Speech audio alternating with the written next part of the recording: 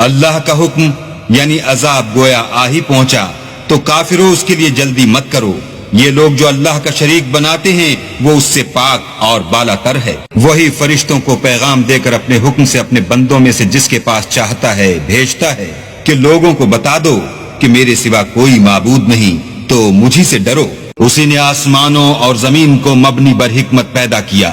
اس کی ذات ان کافروں کے شرک سے اونچی ہے. اسی نے انسان کو نطفے سے بنایا مگر وہ اس خالق کے بارے میں اعلانیہ جھگڑنے لگا. اور چار پایوں کو بھی اسی نے پیدا کیا.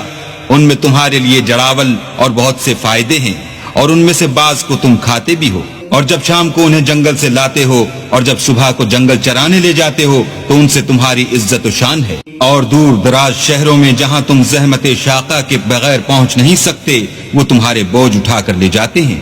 کچھ شک نہیں کہ تمہارا پروردگار نہایت شفقت والا اور مہربان ہے. اور اسی نے گھوڑے اور خچر اور گدھے پیدا کیے تاکہ تم ان پر سوار ہو اور وہ تمہارے لیے رونق و زینت بھی ہیں. اور وہ اور چیزیں بھی پیدا کرتا ہے جن کی تم کو خبر نہیں. اور سیدھا رستہ تو اللہ تک جا پہنچتا ہے اور بعض رستے ٹیڑھے ہیں وہ اس تک نہیں پہنچتے. اور اگر وہ چاہتا تو تم سب کو سیدھے رستے پر چلا دیتا.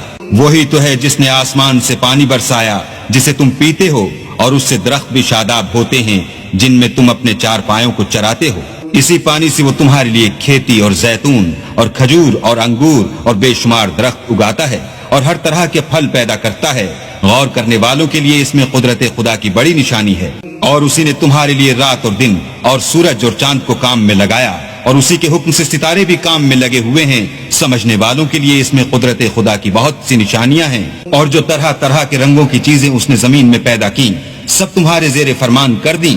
نصیحت پکڑنے والوں کے لیے اس میں نشانی ہے. اور وہی تو ہے جس نے دریا کو تمہارے اختیار میں کیا تاکہ اس میں سے تازہ گوشت کھاؤ اور اس سے زیور موتی وغیرہ نکالو جسے تم پہنتے ہو.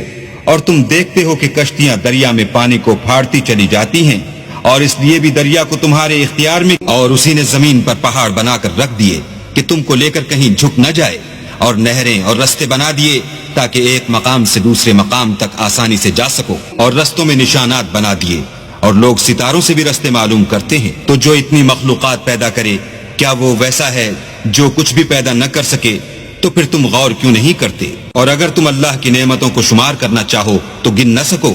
بے شک اللہ بخشنے والا مہربان ہے. اور جو کچھ تم چھپاتے اور جو کچھ ظاہر کرتے ہو سب سے اللہ واقف ہے. اور جن لوگوں کو یہ اللہ کے سوا پکارتے ہیں وہ کوئی چیز بھی تو نہیں بنا سکتے بلکہ خود ان کو اور بناتے ہیں. لاشیں ہیں بے جان ان کو یہ بھی تو معلوم نہیں کہ اٹھائے کب جائیں گے. اور جن لوگوں کو یہ اللہ کے سوا پکارتے ہیں وہ کوئی چیز بھی تو نہیں بنا سکتے بلکہ خود ان کو اور بناتے ہیں. لاشیں ہیں بے جان ان کو یہ بھی تو معلوم نہیں کہ اٹھائے کب جائیں گے. تمہارا معبود تو اکیلا اللہ ہے.